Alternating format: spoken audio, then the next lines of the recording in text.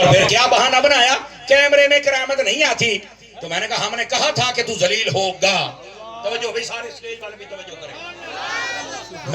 میں نے جیسے اس کا رد کیا ہے آپ سنتے ہیں، میں نے اس کے گریبان میں ہاتھ ڈالا جیسے ڈالنے کا حق ہوتا ہے. یہ ایسی کی تیسی تو بدماش بنتا ہے، ولیوں کے خلاف بکواس کرتا ہے.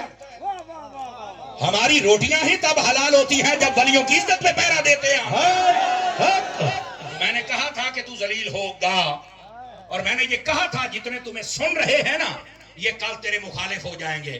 میں نے یہ کہا تھا اور کیمرے میں ریکارڈ ہے، اور یہ میری کرامت بن گئی ہے. جتنے اس کے شاگرد تھے نا وہ سارے آپ کہتے ہیں یہ ہمارا استاد نہیں ہے، یہ بیوقوف ہے، یہ جاہل ہے، یہ کمینہ ہے.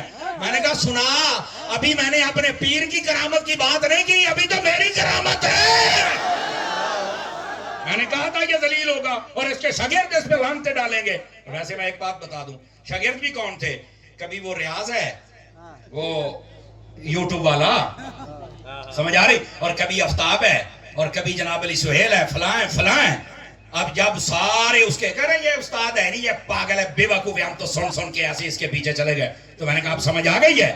میں نے کہا تھا یہ وہ بندہ ہے جو دھوبی کا کتا ہے، نہ گھر کا رہا ہے نہ گھاٹ کا رکھا ہے. یاد رکھو، اس کے پیچھے چلنے والا ہمیشہ وہ واپس آئے گا، وہاں نہیں کھڑا ہو سکتا. آج دیکھ لو وہ جتنے صحافی ہیں وہ سارے کے سارے اس کی ڈمیاں بنا رہے ہیں، اس کے اوپر پروگرام کر کے اس کو ذلیل کر رہے ہیں. اور ہوا کہ ذلیل کے نہیں ہوا؟ ہم نے بتایا تھا کہ تو ذلیل ہوگا، ہم نے بتایا تھا تیرے شاگرد تمہیں چھوڑیں، ہم نے بتایا تھا کہ جس طرح تو مسخرے والی ویڈیو بناتا ہے تیرے خلاف بنے گی. بنی ہے کہ نہیں بنی؟ اور ابھی ابتدا عشق ہے روتا ہے کیا مرزے، آگے آگے دیکھ تیرے ساتھ ہوتا ہے کیا.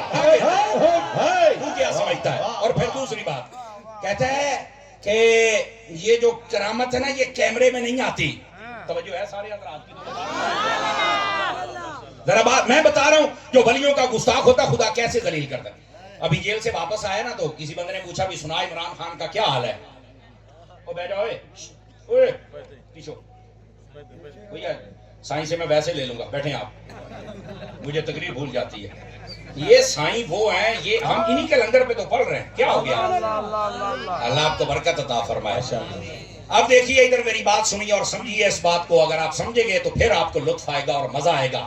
میرے عزیز اور میرے دوست، بات میں یہ کر رہا ہوں کہ یہ جو جاہل ہے جس کی آج باتیں کی جا رہی ہیں، جیل سے باہر آیا تو لوگوں نے پوچھا کہ بتائیے بھی عمران خان کا کیا حال ہے.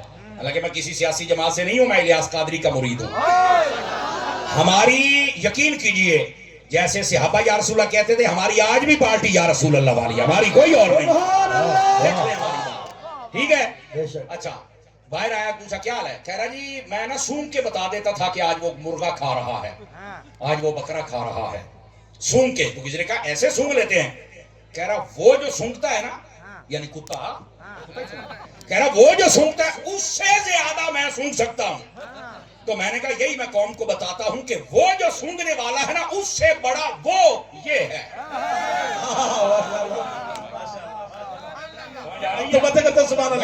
میں جب پہلی مرتبہ بغداد شریف گیا نا، ایئرپورٹ پہ اترے تو وہ سامان رکھا تو لائن پہ لگا دیا. میں نے کہا پتہ نہیں کیا مسئلہ ہے بھائی، پہلی مرتبہ گیا تھا مجھے تو نہیں معلوم تھا.